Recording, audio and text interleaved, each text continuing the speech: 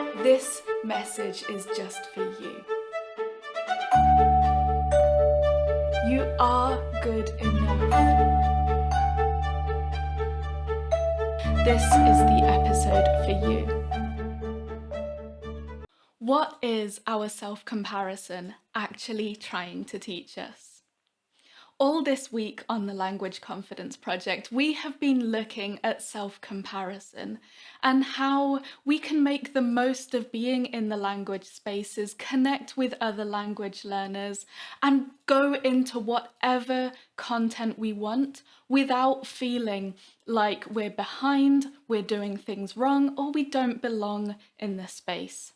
And as we draw this week to a close, I have one final message for you. And that is, quite often when we compare ourselves with others, it actually means that we've stopped seeing what we can do. It means that the bright, shiny newness of someone else's gifts is obscuring our views of our own. And you have gifts too, it's just that it's harder for you to see them. How many times have you received a compliment and just kind of waved it off? How often have you dismissed your skills as something anyone could do if they tried? And how often do we miss the subtle things in our lives that quietly make reaching our goals easier? Why do we find it so hard to see our own lives and our own strengths as they really are? And so today I just wanted to come in and remind you that you have gifts too. You have them, it's just that it's so much harder for you to see because they're obscured by all the noise and the chaos of your behind the scenes. And so when other people tell you how fast you're progressing in your language, you will naturally think about all the times you've struggled, or all the things you don't know, or how much faster you wanted it to be. When people praise you for your focus and your diligence, you are going to remember all the times where you could have set out to work, but you sat scrolling your phone instead, when you procrastinated, when you wanted to do 5 pages, but instead you did half of one. But that is all just context, and it doesn't invalidate all the things you're achieving. And from the outside, other people can see them bright and clear.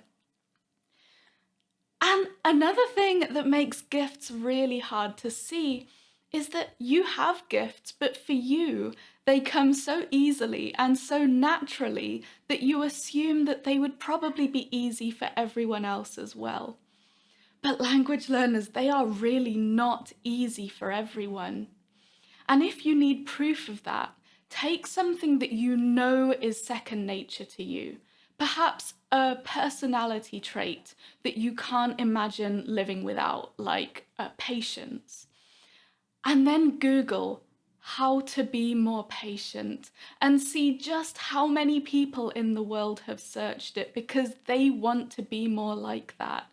They want to be more like you. You have a gift.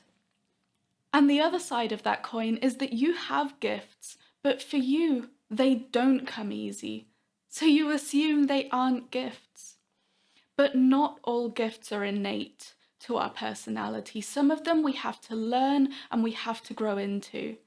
Some of them we have to fight for and practice and seek advice and redo and revise. And it's easy to fall into the trap of thinking that some people would just be able to do that effortlessly from the start and that they are the gifted ones.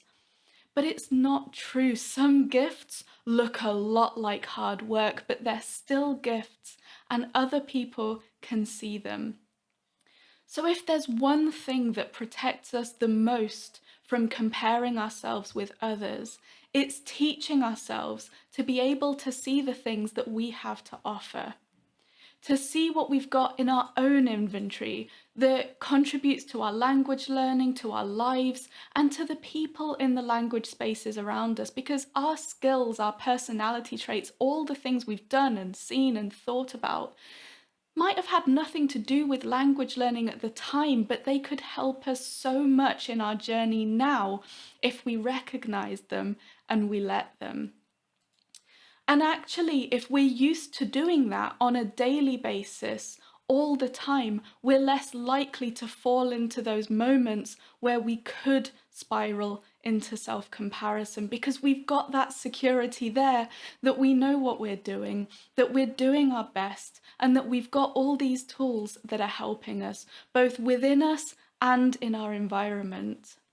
And you have so much to give language learners. You've got so many things working in your favor, even if it doesn't always feel like it. And even when you're doing things in an environment or in circumstances that are so different from the ones that you'd planned.